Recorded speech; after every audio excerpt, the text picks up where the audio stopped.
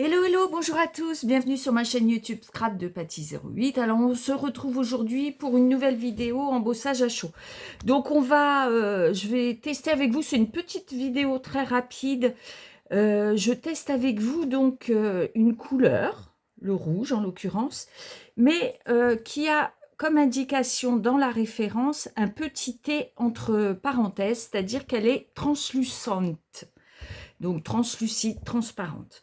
Donc vous allez voir, je vais l'utiliser à la fois sur du blanc, sur du noir déjà, pour constituer mon nuancier. Donc je vous montre un petit peu. Là maintenant j'ai commencé à plastifier mes nuanciers, hein, mes couleurs, voilà. Donc l'idée, j'ai déjà commencé noir et blanc pour voir ce que ça donne. Et puis ensuite, j'ai fait, vous verrez, sur du rouge, un papier rouge pour faire du ton sur ton. Et j'ai comparé avec un transparent vernis ou un transparent pailleté. Voilà. Donc, comme toujours, hein, rappelez-vous, si la vidéo vous a plu, les petits pouces en l'air, etc. Hein, n'oubliez pas de vous abonner. Normalement, pendant l'été, régulièrement, je vais faire des petites vidéos sur l'embossage à chaud. J'ai encore une multitude de tests à faire. Hein.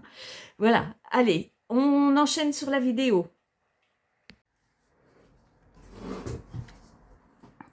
Alors, pour cette vidéo, comme indiqué dans la présentation, on va utiliser cette poudre-ci, qui est donc super fine, mais qui a entre parenthèses un petit T. Donc ça veut dire qu'elle est translucide. Alors je vais déjà vous montrer ce que ça donne, la différence sur le blanc et sur le noir, dans un premier temps. Donc toujours mêmes étapes, hein. On utilise sa Versamark. Bon, il y a d'autres pads, hein, mais moi je trouve que la Versamark c'est quand même le mieux dans le genre. Donc c'est celle que j'utilise. Hein. Donc ensuite, on se poudre généreusement. Vous verrez, comme dans les autres vidéos, on peut se poudrer. On récupère tout. Hein. On utilise très très peu de poudre en fait, hein, à chaque fois. D'où c'est pas nécessaire de prendre des grands contenants. Hein. Déjà là, ce contenant-là qui fait 15 ml, il me semble, dans mon souvenir, c'est largement suffisant. Hein. On aurait même la moitié que, hormis pour le blanc, l'argenté, enfin des couleurs un peu comme ça utiles, pour tout ce qui est couleur annexe, on aurait la moitié, ne serait-ce que 10 ml, ce serait amplement suffisant. Allez, on y va, on chauffe.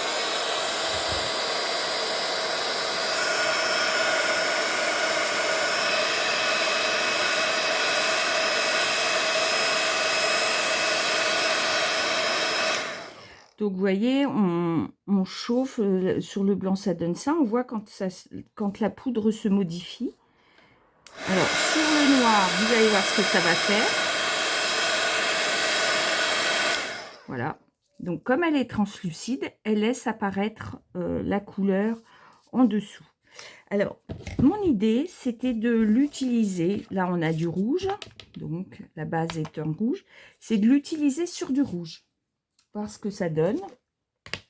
J'expérimente en même temps, hein, c'est des tests.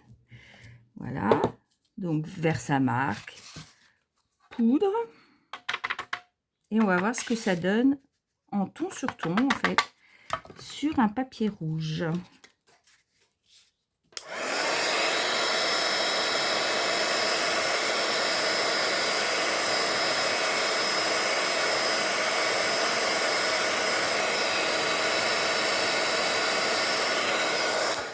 Voilà. Vous voyez, on voit bien les différences. Hein. Donc sur le papier blanc, une poudre translucide sur du blanc, bah, le blanc permet de le mettre en valeur. Sur du papier noir, bah, c'est le papier foncé qui prend le dessus, donc le rouge on le voit bien.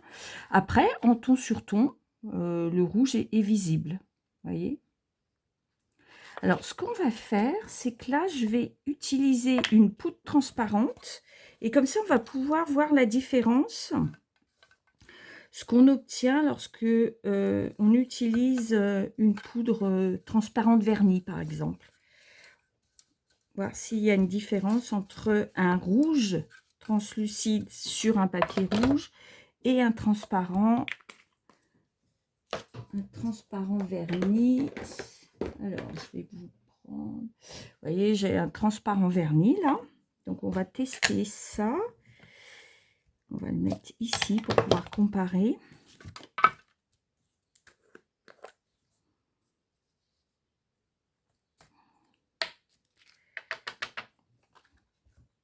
Tac. Et on chauffe.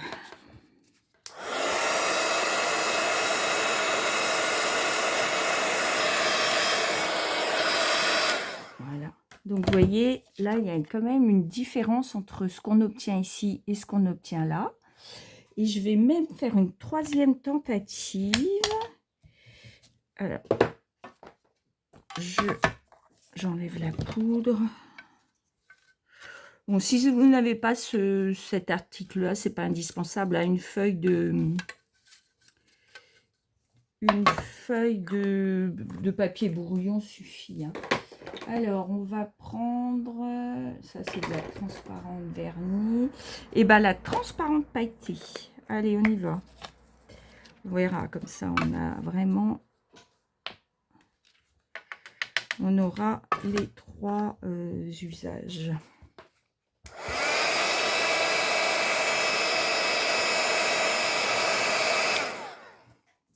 Voilà. Et quand votre embosseur est monté en chauffe, c'est assez rapide. Hein. Donc là, on a le rouge translucide qui est ici. Hein. On a ici le transparent verni. Voilà. Donc chez WOW, on en a aussi. Hein. Là, c'est mes poudres. Je profite de ces tutoriels pour utiliser et couler un peu mes poudres que j'avais depuis des années. Et ici, vous avez le transparent pailleté. Donc au toucher, parfois, c'est un petit peu différent. Alors tout ce qui est un peu pailleté, c'est forcément plus granuleux parce que les paillettes sont ajoutées, mais elles sont souvent pas collantes. En fait, c'est parce que elles sont mélangées à un produit qui font que ça fait collant. Alors, on va essayer de remettre. Tac.